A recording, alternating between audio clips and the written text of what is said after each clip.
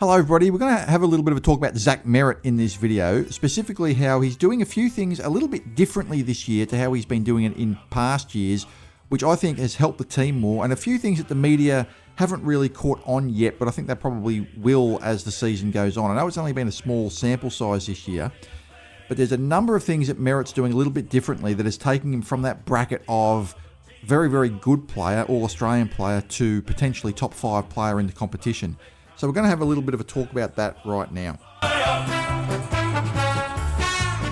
If you like this content I'm providing, please consider hitting the like and subscribe buttons. About 75% of the people watching are not subscribed. It will ensure that you never miss a video. It takes 1 second, it costs no money, and it helps the YouTube algorithm, so I'd really, really appreciate it if you could do that. So the most interesting thing when you look at Zac Merrett, I'm just going to show you an image here of his heat map, where he gets the ball, all his possessions, from 2 years ago in 2023. They are more than statistics. You can see there, most of the possessions, they're in the dark blue is the kicks and light blue is the handballs, are in the back half of the ground. You can see there's a lot more possessions in the defensive 50 than what there are in the forward 50, and you can see the orange marks, he only kicked 8 goals. That was in 2023. Obviously, he's getting the ball around the middle of the ground a lot. Not surprisingly, gets the ball a lot. He averaged about 28, 29 possessions a game in that season. The following season, 2024, much the same. You can see there it's a little bit more evenly distributed between the back 50 and the forward 50, but there's still more possessions in the back 50 than there is in the forward 50. And he improved his scoring output a little bit, going from 8 goals in 2023 to 14 goals, which included 29 scoring shots, 14-15 in 2024. But you can see there's still more possessions in the defensive 50 than there is in the forward 50.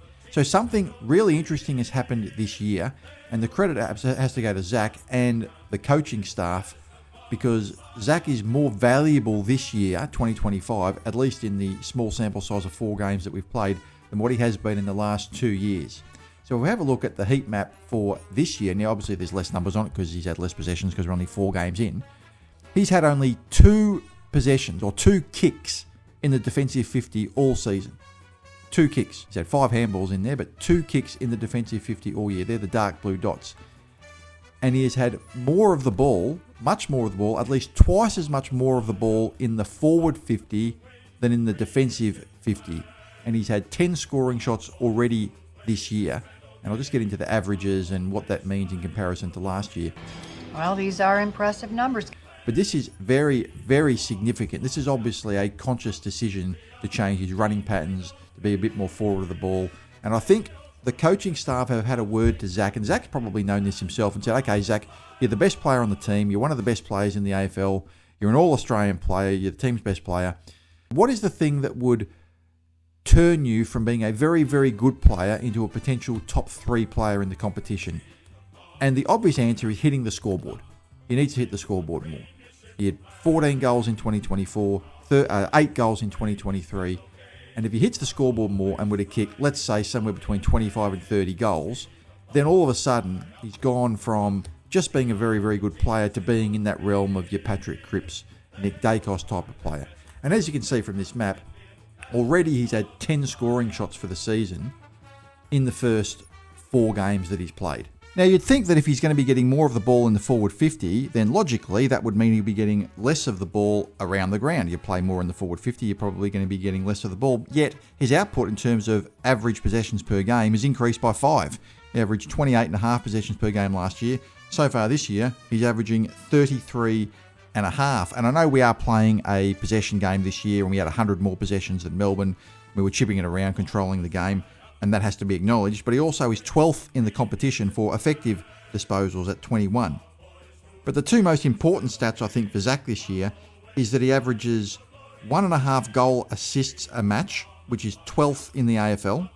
Last year, he was 69th in the AFL in that particular stat at 0.7 goal assists a year. So he's actually averaging twice as many goal assists. So that's in addition to the 10 scoring shots he's had. He also averages 8.5 score involvements a game, which is among the top 10 in the competition, up about 1.5 on last year when he averaged around 7 scoring involvements per game. He's averaging 2.5 scoring shots per game this year. Last year, he averaged 1.25 scoring shots a game. So he's averaging twice as many scoring shots a game, admittedly from a small sample size, than what he did last year. And in 2023, he averaged 0.8 scoring shots a game. He kicked 8 goals, 10. That's 18 shots from 22 matches.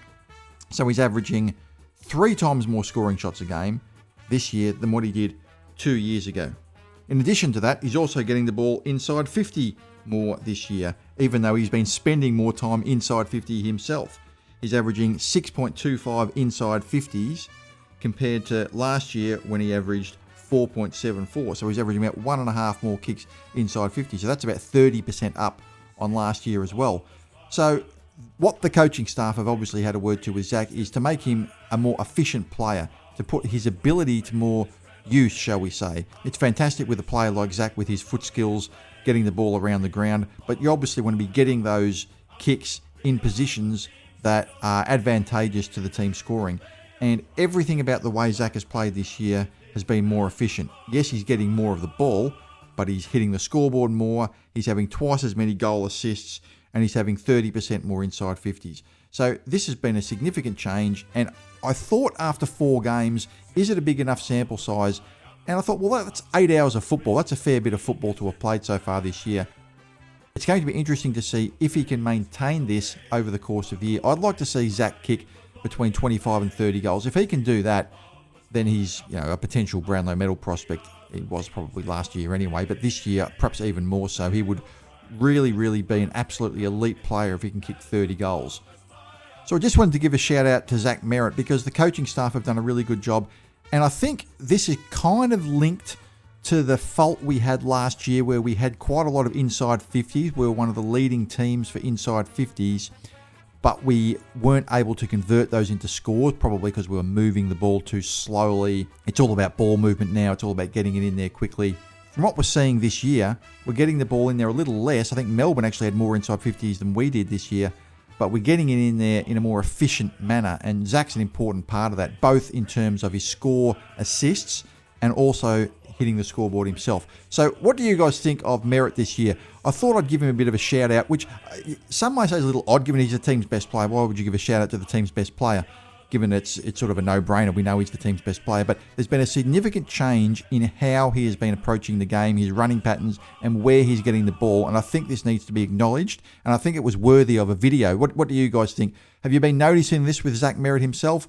I thought it's something that we should probably talk about on this channel because the media will probably cotton onto it, I think, in the next couple of weeks, and they'll probably notice that Zac's probably been hitting the scoreboard more and getting the ball more in the first half of the ground. I thought those heat maps were really, really interesting to look at and relevant to how he's been playing.